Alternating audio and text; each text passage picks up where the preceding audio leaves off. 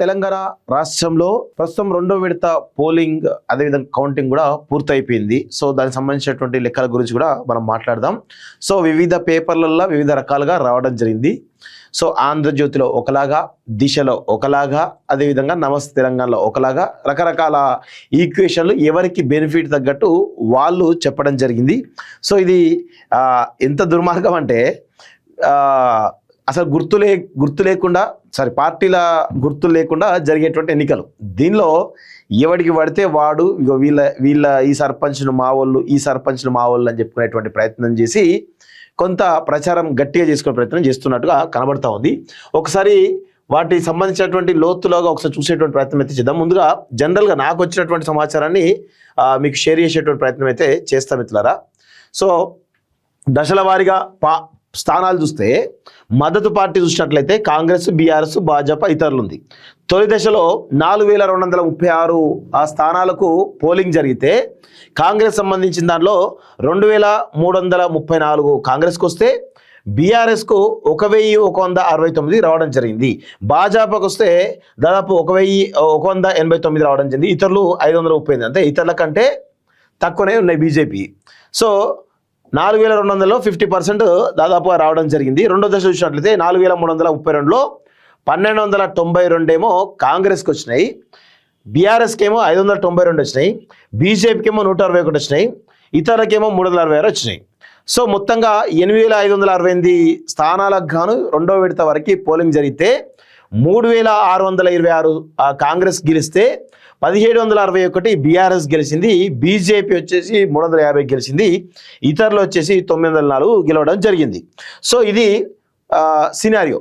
So ఇక్కడ ఒకసారి చాలా క్లియర్గా ఏ పార్టీకి ఎన్ని ఓట్లు వచ్చినాయి, ఆయా వార్తాపత్రిక ఏమి ఇచ్చినాయి అనేది అవి కూడా ఒకసారి అనలైజ్ చేద్దాం. ఒకసారి ఇందులో చూసినట్లయితే కాంగ్రెస్కి వచ్చేసి తొలి విడతలో 4000 పైగా జరిగితే 2426 కాంగ్రెస్కి వచ్చినాయి, బీఆర్ఎస్కు 1155 వచ్చినాయి, బీజేపీకి 199 వచ్చినాయి, సిపిఐకి 24, సిపిఎంకి 24, స్వతంత్రులు మొత్తంగా 402, మొత్తం 4230. సో రెండో విడత వచ్చేసరికి 2331 కాంగ్రెస్ గెలిచిందట, బీఆర్ఎస్ 1195 గెలిచిందట, బీజేపీ 255 గెలిచింది, సిపిఐ 29, సిపిఎం 34, స్వతంత్ర 470, దాదాపు 4332 అని ఈ ఆంధ్రజ్యోతి వేయడం జరిగింది. సో ఇక వేరే పత్రికలు ఒకసారి దిశ చూద్దాం. దిశలో ఎట్లా వచ్చాయి అనేది ఒకసారి మనం చూసినట్లయితే ఇగో కాంగ్రెస్ బలపరిచిన అభ్యర్థులు 2240, బీఆర్ఎస్ 1190, బీజేపీ 266, ఇండిపెండెంట్లు 628. ఇందులో ఒకలాగా వచ్చింది. సో ఇక నమస్తే తెలంగాణ చూద్దాం. ఇక నమస్తే తెలంగాణ చూస్తే ఇందులో వెరైటీ ఉంటుంది.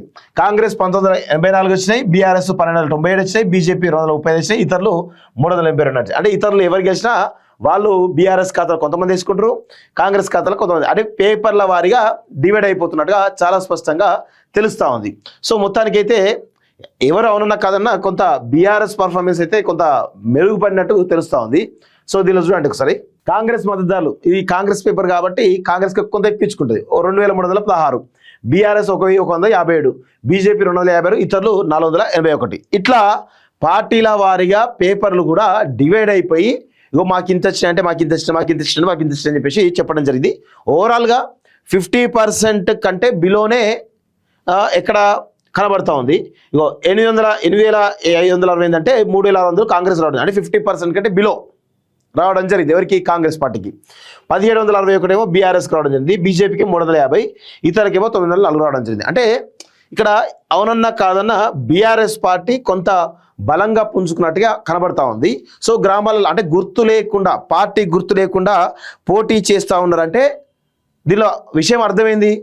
100% కొంత మెరుగైనటువంటి ఫలితాలు బీఆర్ఎస్ అనుకూలం, అంటే గ్రౌండ్లో బీఆర్ఎస్కు కొంత అనుకూలంగా ఉందా అనేటువంటి పరిస్థితులు కనబడతా ఉన్నాయి. ఎందుకంటే కాంగ్రెస్ పార్టీ మీద ఉన్నటువంటి నెగిటివిటీ అవుతుందో ఈ సర్పంచ్ ఎన్నికల్లో చాలా స్పష్టంగా కనబడుతున్నట్టుగా తెలుస్తూ ఉంది. సరే ఎన్ని లెక్కలు వేసినా కానీ కొంత మెరుగైనటువంటి ఫలితాలే సాధించడం జరిగింది. అంటే అధికారంలో లేకుండా జనరల్గా సర్పంచ్ ఎన్నికలు జరుగుతున్న క్రమంలో కానీ ఎంపీటీసీ, జెడ్పీటీసీ ఎన్నికలు కానీ అధికార పార్టీకి అనుకూలంగా ఉంటాయి. గతంలో బీఆర్ఎస్ అధికారంలో ఉన్నప్పుడు దాదాపు 70-80% సీట్లు బీఆర్ఎస్కి వచ్చినాయి. కానీ ఇప్పుడు విచిత్రమైనటువంటి విషయం ఏంటంటే ఇప్పుడు ఈ ఎన్నికల్లో కాంగ్రెస్ ఏమో 50% బిలోనే సాధించడం జరిగింది.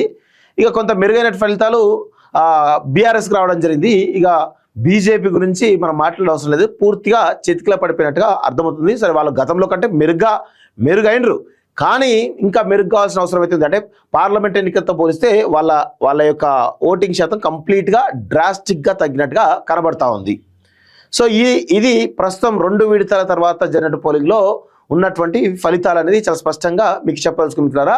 కాంగ్రెస్ పార్టీ మీద ఉన్నటువంటి నెగిటివిటీ ఏదైతుందో అది రోజు రోజుకి క్రమంగా పెరుగుతున్నట్టుగా కనబడతా ఉంది. 3వ విడత ఫలితాలు వస్తే అసలు కాంగ్రెస్ పార్టీ ఏ విధంగా పర్ఫార్మ్ చేస్తుందో తెలిసేటువంటి అవకాశం అయితే కనబడతా ఉంది. ఇది సర్పంచ్ ఎన్నికకు సంబంధించినటువంటి లేటెస్ట్ అప్డేట్.